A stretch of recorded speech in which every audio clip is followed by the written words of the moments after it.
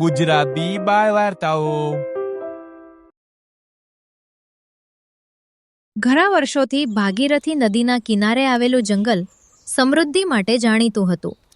પરંતુ જ્યારે શેરસિંહ રાજા બન્યો ત્યારથી જંગલમાં ડરનું વાતાવરણ ફેલાઈ ગયું હતું. પ્રાણીઓ તેના ગુસ્સાથી એટલા ભયભીત હતા કે કોઈ તેની સામે બોલવાની હિંમત કરતું નહોતું. રંગા શિયાળ વર્ષોથી જંગલની સ્થિતિ પર નજર રાખતો હતો. તેને ખબર હતી કે જો રાજાનો ઘમંડ વધતો રહેશે તો એક દિવસ આખું જંગલ મુશ્કેલીમાં મુકાઈ જશે.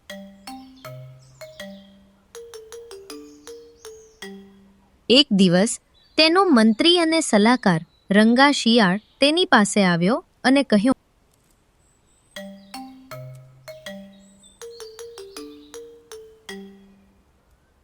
મહારાજ, મને આ કહેવું ગમતું નથી, પણ તમારો અતિશય ગુસ્સો અને ઘમંડ તમારા અને તમારા રાજ્ય માટે સારું નથી. આ માટે જંગલમાં તમારી ટીકા થઈ રહી છે. તું શું કહેવા માંગે છો શિયાળ? સીધી રીતે બોલ કે તારો શું મતલબ છે? મહારાજ, તમનામાં એ જંગલના નબળા પ્રાણીઓને ખૂબ જ ચિંતામાં મૂકી દીધા છે. મને ડર છે કે એક દિવસ તેઓ તમારી સામે સૈન્ય બનાવી શકે છે. તેઓ ગમે ત્યારે બળવો કરી શકે છે. રંગા શિયાળ, તારી વાત તો બિલકુલ સાચી છે. મેં આ વિશે વિચાર્યું પણ નહોતું, પણ મારી પાસે આનો ઉકેલ છે. તું એક કામ કર, કાલે બધા પ્રાણીઓને દરબારમાં બોલાવ. બીજા દિવસે જંગલના બધા પ્રાણીઓ સિંહના દરબારમાં આવ્યા. પછી સિંહે કહ્યું,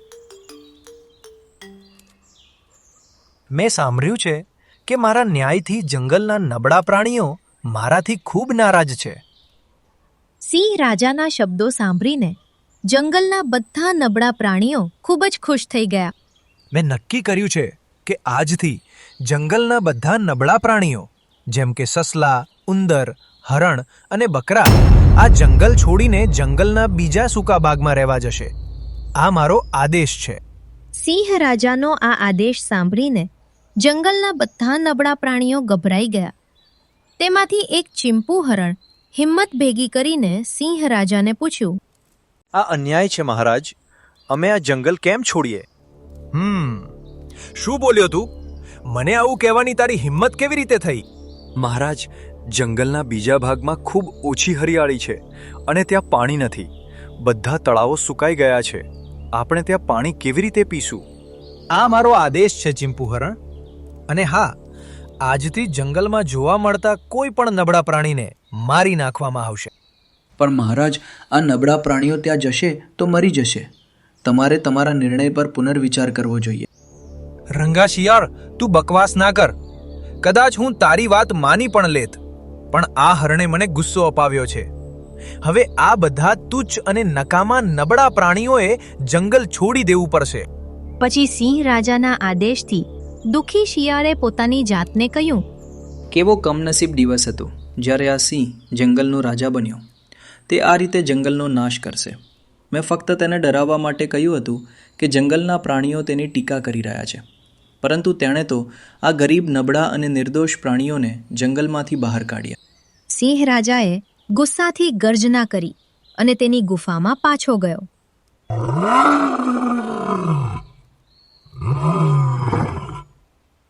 અને જંગલના બધા નબળા પ્રાણીઓ જંગલના બીજા ભાગમાં ગયા. ત્યારે બધા પ્રાણીઓ હરણ પાસે આવ્યા અને કહેવા લાગ્યા, હરણભાઈ, અમને બધાને ફક્ત તારા કારણે જ જંગલમાંથી હાંકી કાઢવામાં આવ્યા. ઉંદરભાઈ, તમે શું કહી રહ્યા છો? મેં શું કર્યું? હું તો આપણા બધા માટે જ લડી રહ્યો હતો. તમે રાજા વિરુદ્ધ બોલ્યા અને તેમને ગુસ્સે કર્યા, જેના કારણે અમને બધાને હાંકી કાઢવામાં આવ્યા. મેં આપણા પોતાના ભલા માટે સિંહ રાજાને કહ્યું, પણ સિંહ રાજાએ જ આપણાને જંગલમાંથી હાંકી કાઢવાની યોજના બનાવી હતી. પણ હવે આપણે શું કરી શકીએ? અહીં ખૂબ ઓછી હરિયાળી છે અને એક પણ તળાવ દેખાતું નથી. આ સ્થિતિમાં આપણે ભૂખ અને તરસથી મરી જઈશું. આપણે સમય બગાડવો જોઈએ નહીં અને તળાવ શોધવું જોઈએ, કારણ કે પાણી જ જીવન છે. અને હરણ, તું અહીંથી નીકળી જા. હવે તારી જરૂર નથી અને તું જ કારણ છે કે અમે આ પરિસ્થિતિમાં પડ્યા છીએ. ચિંપુ બહારથી શાંત હતો, પરંતુ તેના મનમાં એક યોજના જન્મ લઈ રહી હતી. તેને સમજાઈ ગયું હતું કે બળથી નહીં, બુદ્ધિથી જ આ મુશ્કેલીનો અંત આવશે. હરણ ખૂબ જ દુઃખી થઈને ચાલ્યો ગયો, પરંતુ ચિંપુને ખબર નહોતી કે થોડા જ દિવસોમાં એ જ પ્રાણીઓ તેને જંગલનો સૌથી બુદ્ધિશાળી પ્રાણી કહેવાના હતા. ચાલતા ચાલતા તે એક નાના તળાવ પાસે આવ્યો.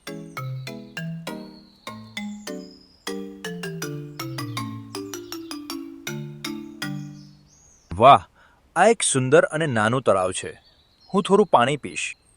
એટલામાં જ તળાવમાંથી એક કાચબો નીકળ્યો અને હરણને કહ્યું, અરે હરણભાઈ, જો તું તારો જીવ બચાવવા માંગતો હોય તો અહીંથી નીકળી જા.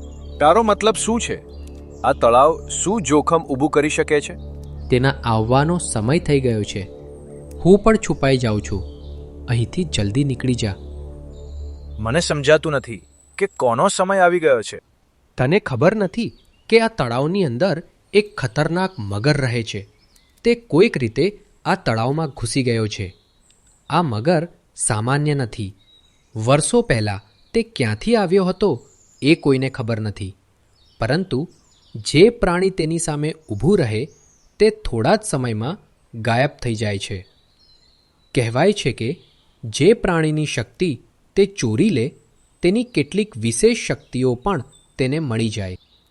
મને તેના વિશે હજુ કંઈક કહો. કદાચ હું તમને મદદ કરી શકું. કાચબો ધીમે ધીમે હરણને મગર વિશે કહેવા લાગ્યો. અચ્છા, તો હવે મારી વાત ધ્યાનથી સાંભળો. હરણે કાચબાના કાનમાં ધીમેથી કંઈક કહ્યું. ત્યારે જ પાણીમાં ખળબળાટ મચી ગયો. કાચબો ડરી ગયો અને તળાવમાં ગયો.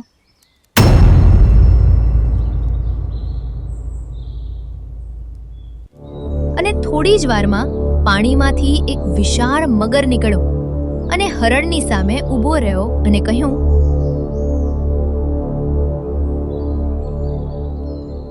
તું કોણ છે? તને ખબર નથી કે હું કેટલો શક્તિશાળી છું? મરવા માટે તૈયાર થઈ જા. હું તને મારવાનો છું. કોણે કહ્યું કે તું શક્તિશાળી છે? હું જે જંગલમાં રહું છું ત્યાં તારા કરતાં પણ વધુ શક્તિશાળી જીવ છે. તે તને કીડીની જેમ કચડી શકે છે. તું શું બકવાસ કરે છે? તે કોણ છે? મારા કરતાં વધુ શક્તિશાળી કોઈ હોઈ શકે નહીં. તે જંગલનો સિંહ છે, મૂર્ખ. મને ખબર નથી કે તું આ નાના તળાવમાં રહીને પોતાને શું માને છે. અહીંથી બહાર જા અને જો, બહાર જંગલ ખૂબ વિશાળ છે અને તારા કરતાં વધુ શક્તિશાળી પ્રાણીઓ છે. હા, મને ખબર છે, પણ એક સમસ્યા છે. મારે દરરોજ સાંજે આ તળાવમાં ડૂબકી લગાવવી પડશે, કારણ કે તેનું પાણી જાદુઈ છે. જો તમે ઈચ્છો તો તમે એક સાથે 2 કામ કરી શકો છો. પણ કેવી રીતે?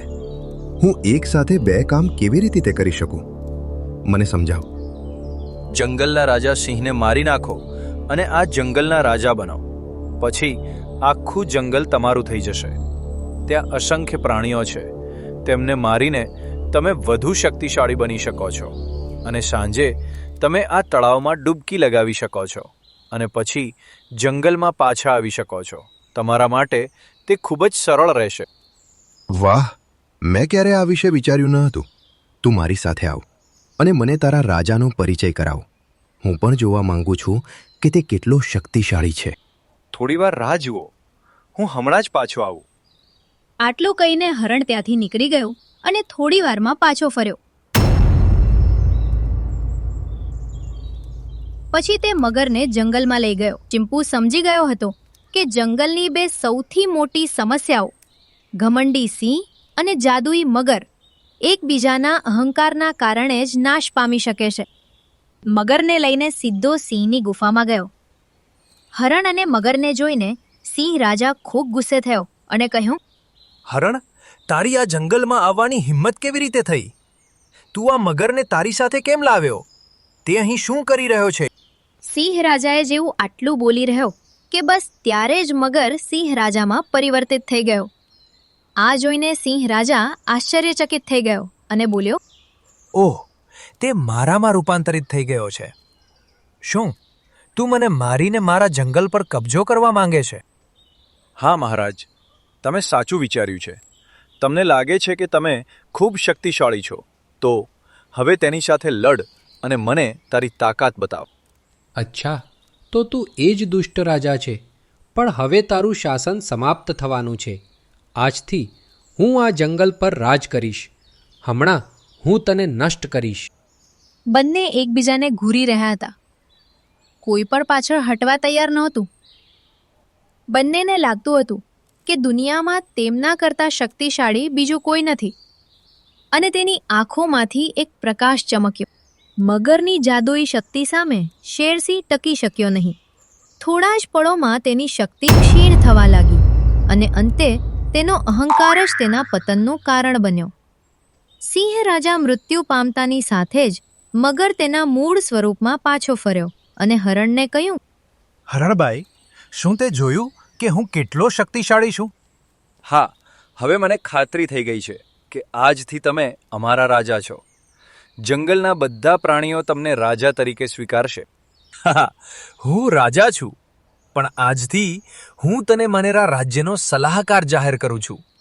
હવે મને કહો કે હું જંગલના બીજા પ્રાણીઓ ક્યાં શોધી શકું જેને હું ખાઈ શકું અને શક્તિશાળી બની શકું? મહારાજ, આ બધું ભૂલી જાઓ અને તળાવ તરફ જલ્દીથી જાઓ. લગભગ સાંજ પડી ગઈ છે. તમારા માટે તળાવમાં ડૂબકી લગાવવી ખૂબ જ મહત્વપૂર્ણ છે. ઓ હા, હું તે ભૂલી ગયો હતો. હું હમણાં જ જઈશ. મગર સીધો તળાવ તરફ દોડ્યો.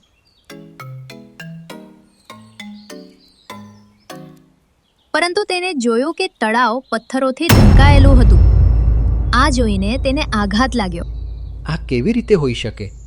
હું જ્યારે અહીંથી ગયો ત્યારે તો અહીંયા આ પથ્થર નહોતા.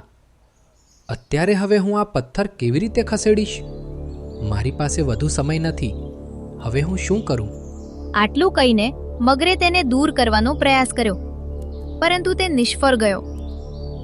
સાંજનો સમય પૂરો થતાં જ તળાવના જાદુઈ પાણીનો પ્રભાવ ખતમ થઈ ગયો. પોતાની શક્તિ ગુમાવતા મગરનું શરીર નબળું પડવા લાગ્યું. થોડા જ ક્ષણોમાં તેની જાદુઈ શક્તિઓ સંપૂર્ણપણે નષ્ટ થઈ ગઈ.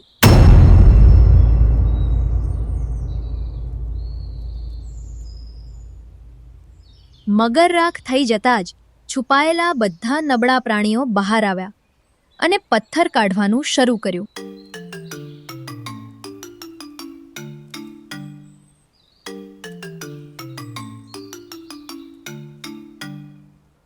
થોડી વારમાં તળાવ તેની મૂળ સ્થિતિમાં પાછું આવી ગયું. પછી તે જ કાચબો પાણીમાંથી બહાર આવ્યો અને કહ્યું, ખૂબ ખૂબ આભાર હરણભાઈ. તમારી હોશિયારીને કારણે દુષ્ટ મગર માર્યો ગયો અને તળાવના પ્રાણીઓ તેનાથી મુક્ત થયા. હા હા, અને આપણા જંગલના પ્રાણીઓ પણ તે ઘમંડી સિંહથી મુક્ત થયા. હવે આપણે બધા આ જંગલમાં સાથે રહીશું. હકીકતમાં હરણે કાચબાના કાનમાં પોતાનો પ્લાન પહેલેથી જ કહી દીધો હતો અને મગર પાસેથી ગયા પછી તરત જ તળાવને પથ્થરોથી ઢાંકી દેવાનું પણ પ્રાણીઓને કહ્યું હતું. શેરસિંહ અને મગરના અંત પછી જંગલમાં પ્રથમ વખત બધા પ્રાણીઓની સભા બોલાવવામાં આવી. નક્કી થયું કે હવે કોઈ એક પ્રાણી સંપૂર્ણ સત્તા નહીં ધરાવે. મહત્વના નિર્ણયો બધાની સલાહથી લેવામાં આવશે. ચિંપુએ કોઈ પદ સ્વીકાર્યું નહીં. તે માત્ર એટલું જ કહેતો હતો કે જંગલને બચાવનાર કોઈ એક પ્રાણી નહીં, પરંતુ એકતા અને સમજદારી હતી. ભાગીરથીના જંગલમાં તે દિવસ પછી કોઈ રાજાની શક્તિની નહીં, પરંતુ ચિંપુ હરણની બુદ્ધિની વવાતો થવા લાગી. રંગાશિયાળ દૂર ઊભો આ બધું જોઈ રહ્યો હતો. તેને સમજાઈ ગયું હતું કે જ્યાં ઘમંડ શાસન કરે છે ત્યાં વિનાશ દૂર નથી હોતો, અને જ્યાં સમજદારી કામ કરે છે ત્યાં સૌથી મોટી શક્તિ પણ હારી જાય છે.